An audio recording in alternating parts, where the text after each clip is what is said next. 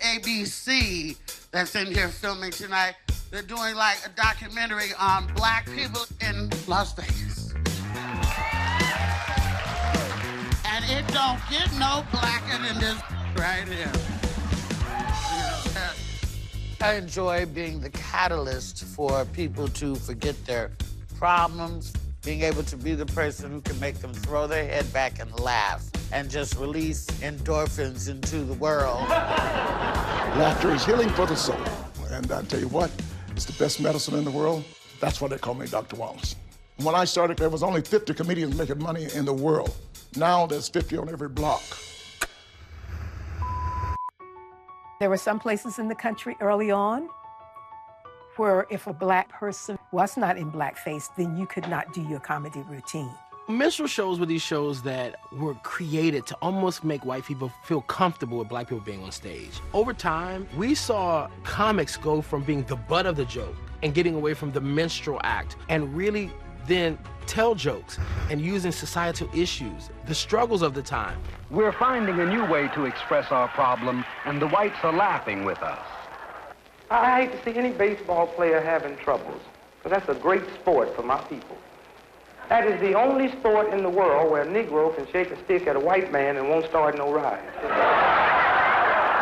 The ability to turn our pain into humor, to be able to look at racism or sexism and everything and laugh at it instead of just going completely ballistic is a coping mechanism.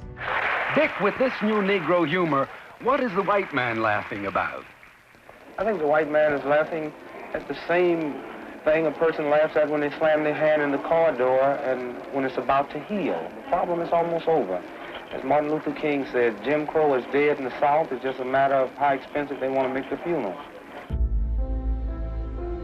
You have comics like Dick Gregory that, in addition to what he was doing on the stage, he was staging hunger strikes and having very public ways of protesting. Because if I can draw an audience and you'll consume me as a comic, then if I take a major stand against the injustices in America, you'll also pay attention to that as well. Everybody wants to come to Vegas. The flight to Las Vegas can be one of the most exciting flights you've ever been on. The flight leaving Las Vegas? Oh, a tomb. Mother don't even want to touch me. There was a time in Las Vegas where you had comics like Richard Pryor who had headlining gigs.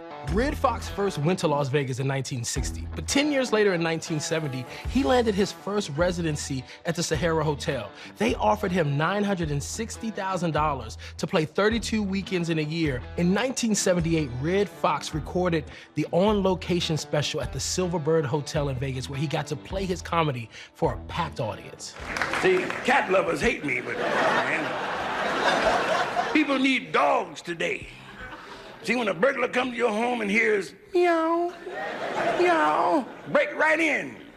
Get you a Doberman that meows. Red Fox having his own residency in Vegas paved the way for comedians like George Wallace to not only have his own residency, but George owned his own residency. Anybody ever been to Africa? Anybody want to go to Africa? I'm going to tell you how to go to Africa and it won't cost you too much money. You call Delta Airlines, okay? And they're going to fly you to Atlanta. And you won't know the difference.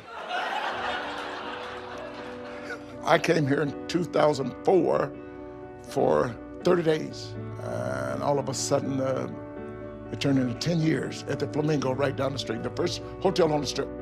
The president of the hotel says, "You ain't going nowhere." And I said, "Well, I'll have to take over everything if I were to do this." I was in Chicago 3 weeks ago.